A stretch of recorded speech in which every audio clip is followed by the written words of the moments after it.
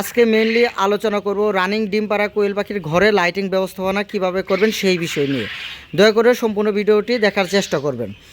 আজকে মেইনলি বিষয় হলো ডিম পাড়া কোয়েল পাখির ঘরে কত ঘন্টা লাইট জ্বালিয়ে রাখতে হবে, কখন থেকে কোয়েল পাখির ঘরে লাইটিং ব্যবস্থাপনা করতে হবে সেই বিষয় নিয়ে বিস্তারিত এই ভিডিওতে আলোচনা করব।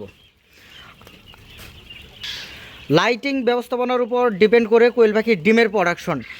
যদি অতিরিক্ত মাত্রায় খামারে লাইটিং ব্যবস্থাপনা করা হয় তাহলে ডিমের প্রোডাকশন কমে যেতে পারে।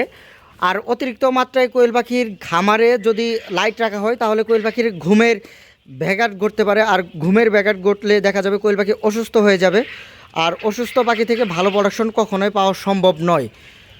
তো আসলে কত ঘন্টা লাইটিং রাখতে হবে বা কত দিন বয়সের পর থেকে লাইটিং ব্যবস্থাপনা চালু করতে হবে বা অফ করতে হবে সেই বিষয়ে এখন একটু আলোচনা করব। কোয়েল পাখি যখন রানিং ডিম আসা শুরু করবে তখন হুট করে কোয়েল পাখির খামারে লাইট অফ করা যাবে না। এর জন্য কোয়েল পাখিকে সময় দিতে হবে। যখন ডিমের প্রোডাকশন 60 থেকে 70% থাকবে তখন কোয়েল পাখির খামারে লাইটিং ব্যবস্থাপনা রাখবেন 16 ঘন্টা, সর্বোচ্চ 16 ঘন্টা। এর বেশি লাইট কখনোই রাখা যাবে না, এর কমেও রাখা যাবে না। এই হিসাব করলে দেখা যায় সকাল 6টা থেকে শুরু করে রাত 10টা পর্যন্ত এই 16 ঘন্টা কোয়েল পাখিকে লাইটের মধ্যে রাখতে হবে। যখন দিনের বেলা রোদ উঠবে তখন কোয়েল পাখির ঘরে কোনো রকম লাইট দেওয়ার দরকার নেই, কারণ সূর্যের যে আলো আছে সেই আলোয় কোয়েল পাখির লাইটিং ব্যবস্থাপনা হয়ে যাবে। আর সন্ধ্যার দিকে 5টার পরে যখন অন্ধকার নেমে আসবে তখন কোয়েল পাখির খামারে লাইট জ্বালিয়ে দিতে হবে। যদি ঠিকঠাক মতো লাইটিং ব্যবস্থাপনা করা না যায় তাহলে ডিমের প্রোডাকশনে ঘাটতি হতে পারে বা ডিমের প্রোডাকশন কম হতে পারে, হ্যাচিং রেট খারাপ হতে পারে। সব কিছুর একটি নির্ধারিত মাপ রয়েছে।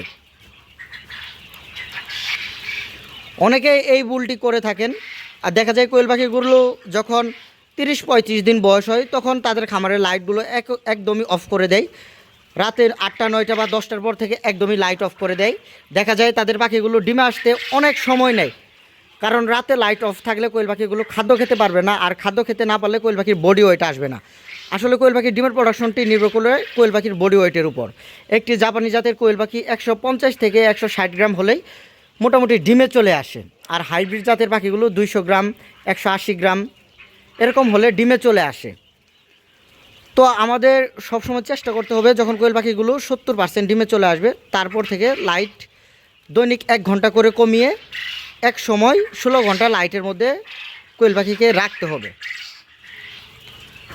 তো আজকে মূলত এই লাইটিং ব্যবস্থাপনা নিয়েই আমার এই ভিডিওটি ছিল। যাদের আমার ভিডিওটি দেখে উপকার হয়েছে দয়া করে আমার চ্যানেলটি সাবস্ক্রাইব করবেন, এবং যারা আমার ভিডিওটি ফেসবুক পেজ থেকে দেখছেন দয়া করে আমার পেজটি ফলো দিয়ে দিবেন। আজকে এই পর্যন্তই।